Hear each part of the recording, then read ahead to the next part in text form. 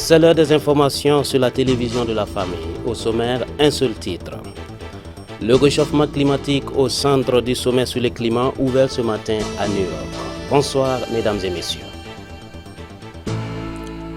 Une page santé pour ouvrir ce journal. C'est peut-être une avancée majeure dans le domaine de la santé. En France, des chercheurs ont mis au point un appareil capable de détecter le signal de certaines maladies dangereuses, jusque-là indomptées. C'est peut-être une avancée majeure sur le marché de la santé. En France, des chercheurs mettent au point un appareil d'IRM à l'aide d'un nouveau super-aimant. Ce dernier produirait une imagerie cérébrale de résolution beaucoup plus élevée et permettrait de mieux expliquer les fonctions neurologiques et détecter les maladies dès leur apparition, comme la maladie d'Alzheimer. Il se passe, lorsqu'on développe cette maladie, en fait, on développe ce qu'on appelle des plaques amyloïdes qui font à peu près, comme dimension, on va dire 200, 250, voire 300 microns. Et donc là, grâce à cette technologie, ISEULT 11,5 Tesla, on peut justement aller sonder à une échelle encore plus fine pour justement pouvoir potentiellement détecter la maladie à un stade plus précoce et la suivre aussi de manière plus précise. L'IRM, ou imagerie par résonance magnétique, utilise des champs magnétiques puissants et des ondes radio pour produire des images détaillées de l'intérieur du corps. Ce nouveau super-aimant du projet ISEULT est à ce jour le plus puissant du monde jamais conçu. Les images qu'il peut former sont 100 fois plus précises qu'avec les imageurs actuels que l'on trouve dans les hôpitaux et dont le champ magnétique est de 1,5 ou 3 Tesla. L'aimant ISEULT va générer un champ magnétique de 11,7 Tesla. C'est un champ magnétique très élevé dont on a besoin pour faire une image de très bonne précision, de très bonne résolution. Plusieurs tests doivent encore être effectués. La première image devrait être réalisée dès 2021. Coupure officielle du signal de l'analogie au Burkina. La date du 31 octobre a été retenue par les acteurs en charge du dossier. L'annonce a été faite la semaine dernière par le comité de pilotage de la télévision numérique terrestre. Reportage Odette Zouangena, Jonas Tondé. Les présidents de l'ARCEP, du Conseil supérieur de la communication, les représentants des ministères de la communication, de l'économie numérique, de l'économie des finances et du commerce étaient réunis ce matin autour du chef du gouvernement pour échanger et s'accorder sur certains aspects en suspens en lien avec la TNT. Et nous avons fini par tomber sur un consensus qui fait que la couverture nationale pour la montée TNT sera de 75 millions de francs CFA. Pour ce qui est des autres aspects liés notamment aux zones A de Ouagadougou, B, Bobo Dioulasso, C, des autres chefs-lieux de région, le Premier ministre, avec un comité restreint, fera des études pour qu'on soit dans le juste prix nécessaire. Nous avons également arrêté que les télévisions confessionnelles connaîtront une décote de 25% de ces redevances à payer. Voilà donc l'essentiel des résultats. Nous avons fixé donc un prochain comité pour faire l'évaluation effective du déploiement. Vous savez que c'est la SBT qui est l'opérateur qui nous donne des pourcentages de couverture. Donc l'ARCEP qui est le régulateur va contrôler effectivement si ce qui est avancé par la SBT est juste, parce que nous allons avoir le 31 octobre à minuit l'instruction du signal analogique lorsque le CSC bien sûr aura donné son accord. S'agissant de l'avancée des travaux d'installation des différents sites, sur les 35 prévus, 33 sont opérationnels, 3 en cours de raccordement et 2 en attente. Nous avons une couverture du territoire national qui frôle les 98%. Maintenant, il faut que l'ARCEP vérifie que ce que la SBT nous dit est effectif, qu'on vérifie si les décodeurs dans les familles reçoivent effectivement le signal de façon claire et nette. Parce que vous savez que lorsque l'on arrête dans la logique, il n'y a plus que la TNT pour diffuser les programmes, y compris de la télévision nationale ou de Horizon FM, TVZ, quel que soit l'espace où on se retrouve. Donc c'est des aspects qui sont importants. Nous pensons que nous sommes prêts. Toujours selon le porte-parole du gouvernement, les coûts seront proportionnels à l'étendue des couvertures qui peut être soit régionale ou nationale. Les prix sont faits de telle sorte que plus on va dans des bassins qui sont susceptibles de générer de la publicité, qui est la source première de financement de nos organes de presse, notamment audiovisuels, plus la redevance est importante.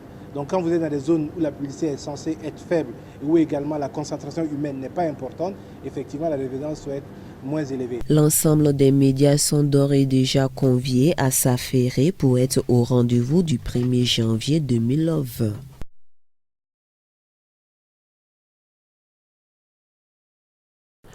Après son premier opus de 6 titres paru en 2013, voici le deuxième album de l'artiste chanteur chrétienne Sylvie, élue de Dieu.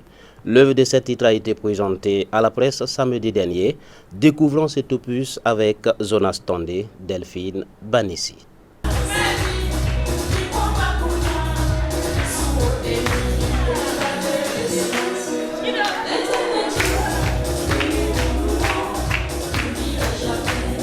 Jésus avait un homme est le premier maxi de 6 titres de la chanteuse chrétienne Sylvie, élue de Dieu. Ce fut une œuvre musicale entièrement enregistrée en live et parue en 2013 qui a connu sa part de succès. Premier album, c'est 6 titres. Premier titre, ça parle que Jésus est la lumière du monde. Et deuxième, Man Sinoro Newinam Yuri. La Tibam Nongolma Yelo Akatfan. Troisième titre, ça parle que Jésus avait un homme. Jésus a la lumière du monde. Et suivant, c'est l'amour. Jésus est l'amour. Avant de partir, il nous a parlé l'amour. Après donc ce premier exploit, l'artiste met sur le marché du disque un deuxième album de 7 titres en 2017, auquel elle y adjoindra un single. Intitulé Grâce de l'Éternel, l'œuvre révèle la faveur de Dieu dans la vie de sa servante. 2018, Sylvie, élue de Dieu, accompagne son album avec le clip du premier cantique de cette œuvre qui évoque le mariage selon Dieu. Et en février 2019 paru le clip vidéo du deuxième titre de l'album qui stipule que l'Éternel des armées combat pour ses enfants.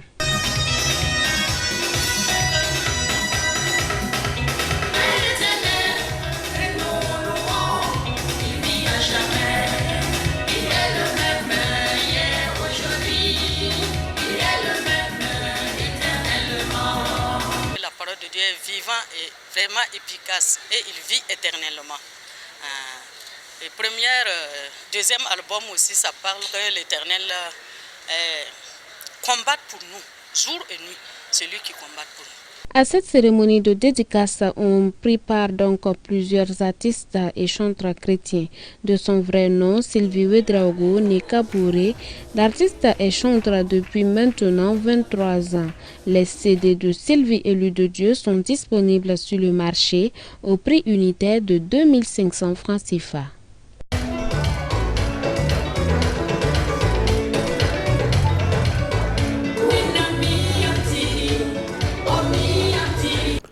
Comme annoncé en titre, le réchauffement climatique s'accélère à l'échelle mondiale, beaucoup plus que prévu selon les organisations météorologiques mondiales. Ces constatations ont été rapportées dimanche dernier en prélude au sommet du climat commencé ce lundi à New York. Les 5 dernières années devraient constituer la période la plus chaude jamais enregistrée dans le monde, a rapporté dimanche l'Organisation météorologique mondiale. Les chiffres publiés par l'OMM montrent qu'entre 2015 et 2019, le réchauffement, l'élévation du niveau de la mer et la pollution par le carbone se sont tous accélérés. Nous risquons de traverser plusieurs points critiques dans les systèmes planétaires et je pense que la communauté scientifique reconnaît également plus le fait que les impacts du climat frappent plus fort et plus tôt que ce que les évaluations climatiques avaient estimé il y a presque 10 ans. Les émissions mondiales de dioxyde de carbone pour 2018 semblent avoir augmenté d'environ 2,1%. Il s'agit donc de la plus forte augmentation enregistrées depuis plus de 5 ans. Et elles ont aussi augmenté en 2019. Les émissions ont augmenté de quelques pourcents aux États-Unis et en Chine et de 6 à 8% en Inde où les émissions par habitant sont bien inférieures à celles des États-Unis. Le document présenté en prélude au sommet du climat ouvert lundi indique que la température globale a atteint 1,1 degré Celsius.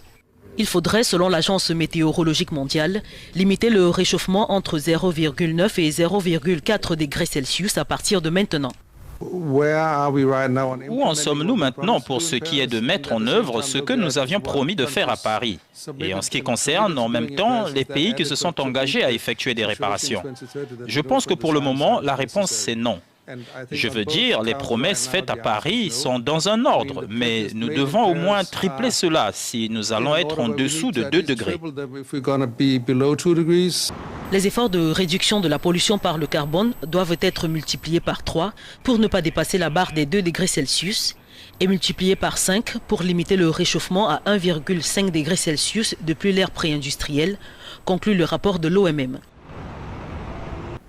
Après des années de bataille sur une politique européenne de l'asile, 5 sur 28 des États européens sont arrivés à mettre en place un mécanisme de répartition des réfugiés. Objectif, en finir avec les longues tractations après les sauvetages dans la Méditerranée. Des aspirations et des inquiétudes entourent la rencontre de 5 ministres européens de l'Intérieur. La France, l'Allemagne, l'Italie, la Finlande et Malte sont présents ce lundi à La Valette pour tenter de trouver un mécanisme automatique de répartition des migrants secourus en Méditerranée. Avec cet élan, Paris et Berlin espèrent convaincre d'autres pays membres. Ce qui est important pour moi est qu'après des années de bataille sur une politique européenne de l'asile, nous puissions un peu avancer. Un premier pas serait un accord sur la façon dont nous pourrions gérer les opérations de secours en mer. La fermeture des ports italiens, décidée par le gouvernement précédent, avait provoqué des tensions, de même que la criminalisation des ONG, à l'image de l'arrestation de la capitaine allemande du Sea-Watch 3. Mais avec une nouvelle coalition en Italie, il y a plus de place pour le dialogue avec Rome. On peut se demander, mais seulement se demander, pourquoi seulement des pays comme l'Allemagne et la France prennent cette responsabilité. Cela devrait être la responsabilité de l'ensemble de l'Union européenne de participer à la répartition des demandeurs d'asile et des réfugiés. La solidarité à la carte ne peut pas fonctionner au sein d'une Union européenne basée sur le principe d'un juste partage des responsabilités entre les pays de la zone Schengen.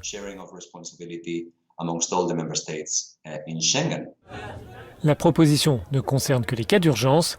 Il s'agit aussi de renégocier un nouveau règlement européen en matière d'asile et d'accueil des réfugiés. C'est tout pour ce soir. Nous prenons rendez-vous demain pour d'autres actualités. Bonsoir chez vous.